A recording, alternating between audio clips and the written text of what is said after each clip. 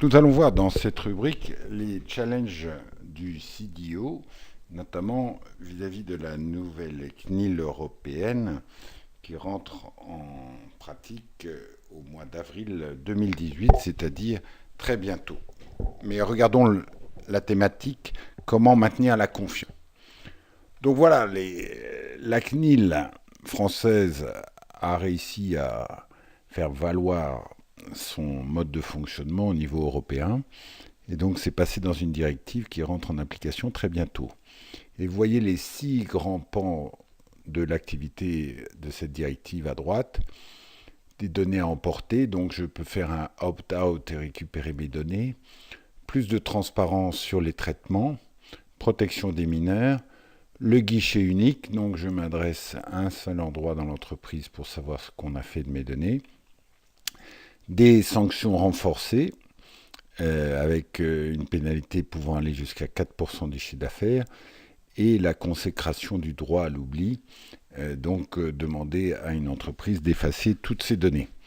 Alors, tout ça, bien sûr, part de très bonnes intentions, mais concrètement, c'est très difficile à réaliser, surtout pour une entreprise qui n'est pas digital native.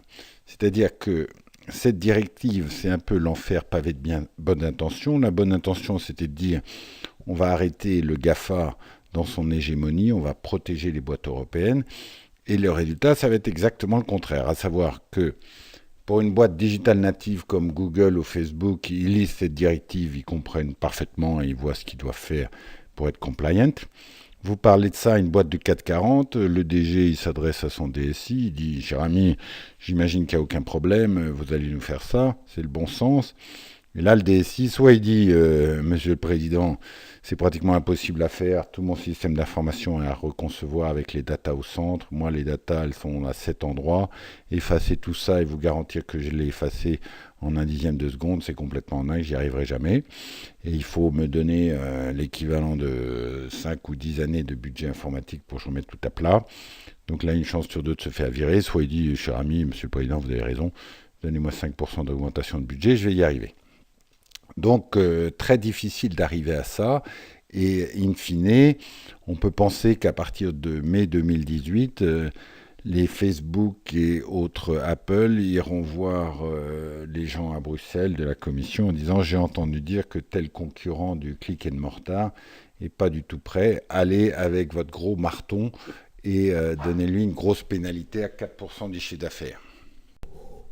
Donc d'un côté, pour le CDO, il y a cette nouvelle réglementation qui va arriver, et de l'autre côté, il doit bien comprendre les attentes transverses du citoyen consommateur, donc qu'on avait revu dans les 8 paradigmes qui sont résumés ici, et qui sont à prendre en compte de façon très précise.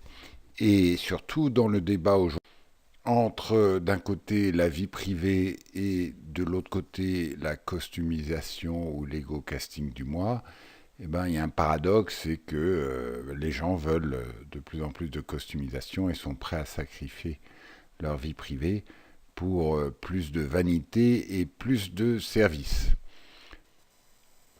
Donc, in fine, le CDO, devant ce panorama, doit se faire sa feuille de route. Donc il doit d'abord comprendre le pourquoi de cette CNIL et pourquoi on est arrivé là. Finalement, le client est inquiet. Comment avoir confiance? On me parle de big data, je ne comprends pas, chacun a son truc, c'est pas clair. Et en fait, il y a 3 grandes préoccupations. La sécurité des données, avec des révélations tous les 3 mois sur des fuites massives. Deuxièmement, leur utilisation, qu'est-ce que vous en faites? Et troisièmement, qui en a la propriété? Est-ce qu'elles sont toujours à moi? Est-ce que je peux bien les récupérer, etc. Donc ça, c'est un premier point de vue.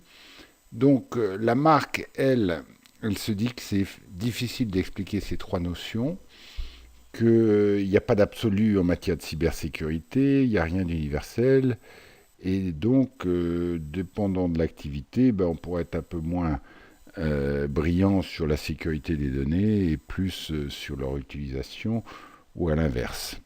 Donc l'idée, et c'était ça qui rassemblait ces CDO, c'était de trouver éventuellement le moyen d'avoir un espèce de référentiel dans lequel travailler.